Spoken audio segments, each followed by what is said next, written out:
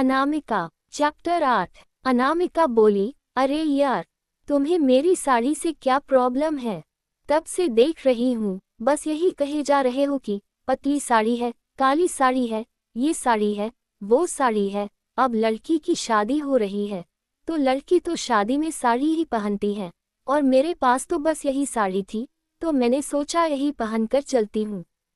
यशवंत बोला, okay, sorry मैंने तुम्हारी साड़ी के बारे में कमेंट किया है, लेकिन अगर तुम शादी कर रहे हो तो तुम मुझसे कैसे आकर टकरा गई?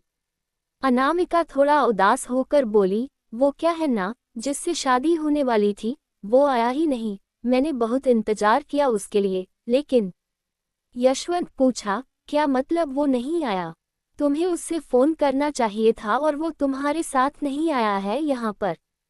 अनामिका बोली, नहीं, हम दोनों की लॉन्ग डिस्टेंस रिलेशनशिप थी और हम आज तक एक दूसरे से मिले भी नहीं। उसने कहा कि हम दोनों शादी कर लेते हैं, मैं उसके लिए इंतजार कर रही थी। उसने कहा कि वो खुद मेरे पास आएगा और मुझसे शादी करेगा।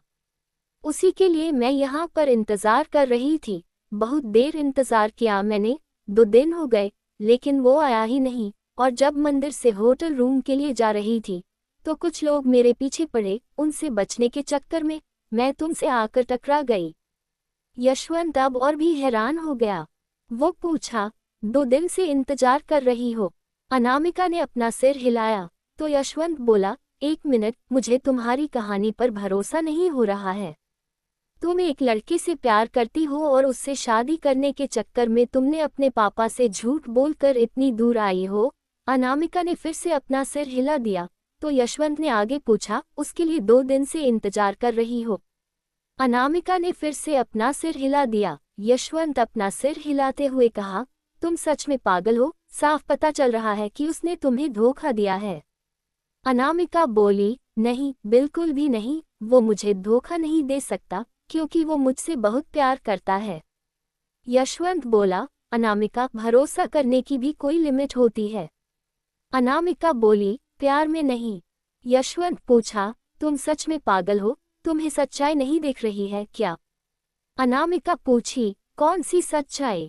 यशवंत खुद से कहने लगा, लगता है इसे समझाना पड़ेगा। वो अनामिका से बोला, अच्छा देखो, क्या उसने तुम्हें कोई फोन किया है? अपने ना आने का रीजन तुम्हें बताया? कुछ भी? मतलब किसी तरह तुम्हें कांटेक्ट करने की कोशिश की है इन 2 दिनों में? अनामिका बोली, नहीं। यशवंत बोला, तो तुम समझ क्यों नहीं पा रही हो? तुम तो एक साइकोलॉजी स्टूडेंट हो और तुम्हें समझ में नहीं आ रहा है कि उसने तुम्हें धोखा दिया है। अनामिका बोली, तुम ये देख रहे हो कि उसने 2 दिन से मुझे कांटेक्ट नहीं किया है, लेकिन उसकी कोई मजबूरी भी तो हो सकती है ना? यशवंत खामोश हो गया। कुछ देर बाद वो अनामिका से पूछा, कब तक उसके लिए इंतजार करोगी? अनामिका बोली, जिंदगी भर और जिंदगी के बाद भी। यशवंत पूछा, इतना प्यार और भरोसा करती हो उस पर? अनामिका हल्का सा मुस्कुराते हुए यशवंत को देखते हुए बोली, खुद से भी ज्यादा। यशवंत बोला, तुम सच में पागल हो? अनामिका बोली, प्यार पागलों के लिए ही होता है, या यूं कहें तो प्यार में पड़ने के बाद लोग पागल ही हो जाते हैं।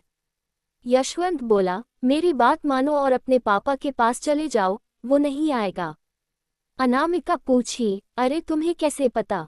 यशवंत बोला, मुझे ऐसे धोखेबाजों के बारे में अच्छे से पता है।